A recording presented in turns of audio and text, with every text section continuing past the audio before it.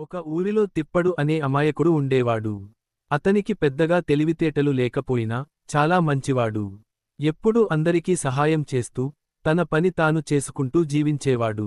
ఊరి ప్రజలు అతన్ని తెలివి తక్కువ తిప్పడు అని పిలుచుకునేవారు, కాని ఎప్పుడూ అతన్ని చిన్నచూపు చూడలేదు. ఒకరోజు ఊరి పక్కన ఉన్న అడవిలో ఒక పెద్ద సమస్య వచ్చింది.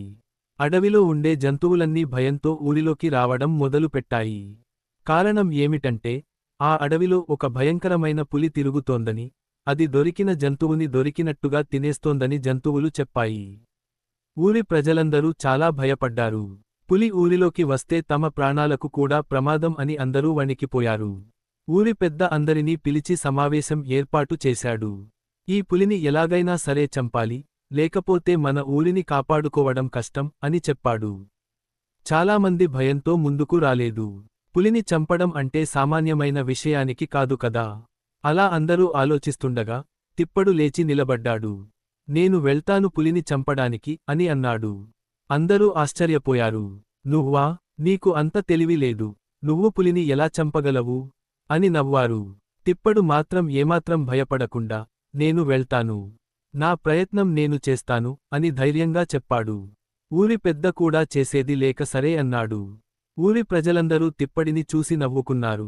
వెర్రి వెంగళప్పలాగా వెళ్తున్నాడు, పులిని చంపడానికా అని అనుకున్నారు. తిప్పడు ఒక పెద్ద కర్ర తీసుకుని అడవిలోకి బయలుదేరాడు.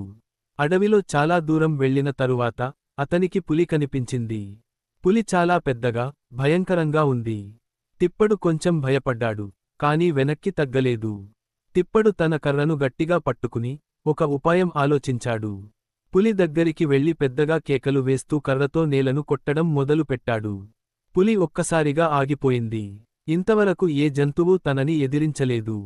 ఈ మనిషి మాత్రం భయపడకుండా కేకలు వేస్తున్నాడేంటి అని ఆశ్చర్యపోయింది. తిప్పడు తన కేకలు ఆపకుండా పులి కళ్లల్లోకి నేరుగా చూస్తూ కర్రతో నేలను బలంగా కొడుతూ పులిని భయపెట్టడం మొదలుపెట్టాడు. పులికి ఏం చెయ్యాలో అర్థం కాలేదు. తిప్పడు అరుస్తున్న అరుపులకి, కర్ర చప్పుడుకి పులి భయపడిపోయింది. క్రమంగా భయం ఎక్కువై అక్కడి నుండి పారిపోయింది. తిప్పడు విజయంగా తిరిగి ఊరికి చేరుకున్నాడు. ఊరి ప్రజలు అతనిని చూసి ఆశ్చర్యపోయారు. పులిని చంపాడని వారు నమ్మలేకపోయారు. కాని తిప్పడు జరిగినదంతా వివరంగా చెప్పాడు. తన తెలివితక్కువతనం కాదు, ధైర్యమే తనని కాపాడిందని చెప్పాడు. ఊరి ప్రజలందరూ సిగ్గుపడ్డారు. తిప్పడిని తక్కువగా అంచనా వేసినందుకు క్షమాపణలు చెప్పారు. ఆ రోజు నుండి ఊరి ప్రజలు తిప్పడిని తెలివి తక్కువ తిప్పడు అని పిలవడం మానేసి ధైర్యవంతుడు తిప్పడు అని పిలుచుకోవడం మొదలుపెట్టారు. తిప్పడు కూడా గర్వంగా, సంతోషంగా తన జీవితాన్ని గడిపాడు. నీతి: మనల్ని తక్కువగా అంచనా వేసే వారిని మన ధైర్యంతో, సాహసంతో ఓడించవచ్చు. తెలివి మాత్రమే కాదు, ధైర్యం కూడా చాలా ముఖ్యం.